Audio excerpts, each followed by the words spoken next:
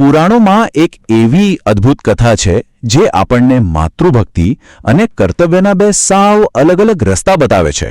ચાલો આજે આપણે બે એવા પુત્રોની ગાથામાં ડૂબકી મારીએ જેમણે પોતાની માતાને બચાવવા માટે આકાશ પાતાળ એક કરી દીધા હતા. તો આ કથામાં આપણે શું જોવાના છીએ? આપણે શરૂઆત કરીશું એક પૌરાણિક કથાથી, પછી જોઈશું કે કેવી રીતે બે નાની શરતોએ બે મોટા ભાગ્ય નક્કી કર્યા. ત્યાર પછી ગરુડનો શક્તિશાળી માર્ગ અને આસ્તિકનો જ્ઞાનનો માર્ગ સમજીશું, અને અંતે જોઈશું કે કેવી રીતે ક્ષમાનો જ સાચો વિજય થાય છે. આપણી આ કથાની શરૂઆત થાય છે પુરાણોના એક બહુ જ ઊંડા પ્રકરણથી, જે શ્રદ્ધા, ભક્તિ અને ધર્મની શક્તિની વાત કરે છે. આખી વાર્તાનો પાયો છે ને એ બે શરતો અને બે અલગ અલગ ભાગ્ય પર રચાયેલો છે, અને આ જ શરતો બે વંશોને એકબીજાની સામે લાવીને ઊભા રાખી દેશે. તો જુઓ, અહીં બે બહુ મોટી શરતો મુકાઈ છે. એક બાજુ મહાન ઋષિ જરદકારુ લગ્ન તો કરે છે, પણ એક શરત સાથે, અને બીજી બાજુ બે બહેનો કદ્રુ અને વિંતા એક એવી શરત લગાવે છે જેમાંથી એકનું જીવન ગુલામીમાં જતું રહેવાનું છે. ખરેખર તો આ બંને ઘટનાઓ ભવિષ્યમાં થનારી એક મોટી લડાઈનો પાયો નાખે છે. અને થયું પણ એવું જ. કદ્રુએ છેતરપિંડી કરી અને બિચારી વિંતા શરત હારી ગઈ, બસ ગુલામ બની ગઈ.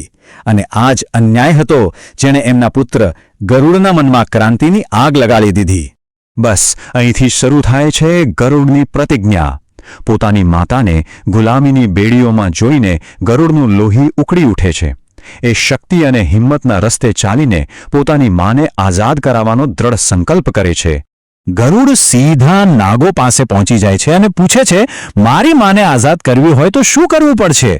અને નાગો એમને એક એવું કામ સોંપે છે જે લગભગ અશક્ય હતું: સ્વર્ગમાંથી અમરત્વનું અમૃત લઈ આવવાનું.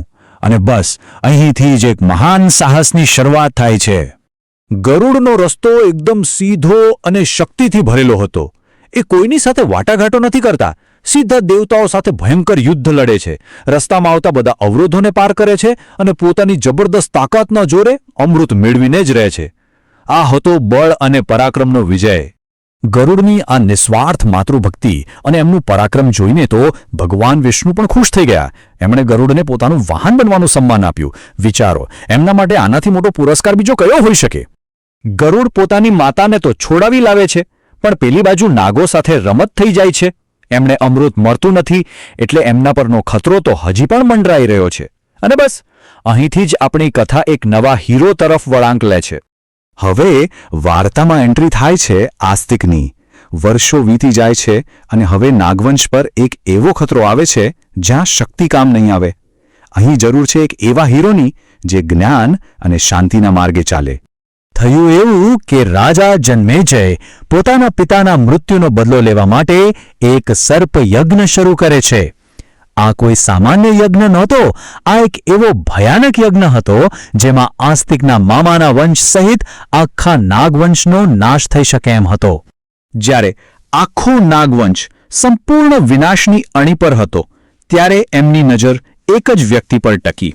એક જ વ્યક્તિ જે તેમને બચાવી શકે એમ હતી: ઋષિ જરદકારુના જ્ઞાની પુત્ર આસ્તિક. જુઓ, ગરુડથી તદ્દન અલગ આસ્તિક કોઈ શસ્ત્રો લઈને નથી જતા. એમના શસ્ત્રો હતા એમની વાણી, એમનું જ્ઞાન અને એમની અંદરની શાંતિ.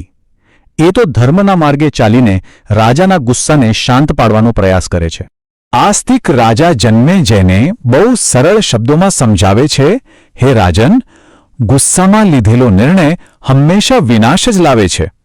ક્ષમા અને કરુણા એ જ તો રાજાનો સાચો ધર્મ છે. જો એ રાજાને એની તાકાત નહીં પણ એના કર્તવ્યની યાદ અપાવે છે. અને આસ્તિકના જ્ઞાન અને શાંત સ્વભાવની એવી ઊંડી અસર થાય છે કે રાજા જન્મેજય યજ્ઞ રોકવા માટે માની જાય છે. આમ આસ્તિકે કોઈ બળ પ્રયોગ વગર ફક્ત પોતાની બુદ્ધિથી આખા માતૃવંશને બચાવી લીધો. આ હતો જ્ઞાનની શક્તિનો સાચો વિજય. તો અંતે આ બંને રસ્તા આપણને ક્યાં લઈ જાય છે? ક્ષમાના અંતિમ વિજય તરફ. એક બાજુ શક્તિનું કર્તવ્ય હતું તો બીજી બાજુ બુદ્ધિનું, અને બંને પોતપોતાની રીતે ધર્મનું પાલન કર્યું. તો અહીં આપણે જીતના બે અલગ અલગ સ્વરૂપ બહુ સ્પષ્ટ રીતે જોઈ શકીએ છીએ. ગરુડે પોતાની તાકાત અને બળથી એકલી માતાને ગુલામીમાંથી છોડાવી, જ્યારે આસ્તિકે પોતાની બુદ્ધિ અને ક્ષમાના ગુણથી આખા માતૃવંશને જ વિનાશમાંથી બચાવી લીધો. બંને જીત પોતપોતાની જગ્યાએ મહાન છે, ખરું ને? તો આખી કથાનો સાર શું છે? સંદેશ બહુ સ્પષ્ટ છે. માતા પિતાની આજ્ઞાનું પાલન જીવનમાં સુખ લાવે છે. સાચી જીત ગુસ્સાથી નહીં પણ ક્ષમાથી મળે છે. અને છેલ્લે જ્ઞાન અને શાંતિ જ વ્યક્તિની સૌથી મોટી તાકાત છે. અને અંતે ચાલો એક સવાલ પર વિચારીએ. આજના સમયમાં જ્યારે ચારે બાજુ ક્રોધ અને સંઘર્ષ છે, ત્યારે આપણે આસ્તિકની જેમ બુદ્ધિ અને ક્ષમાનો ઉપયોગ કરીને કેવી રીતે વિજય મેળવી શકીએ?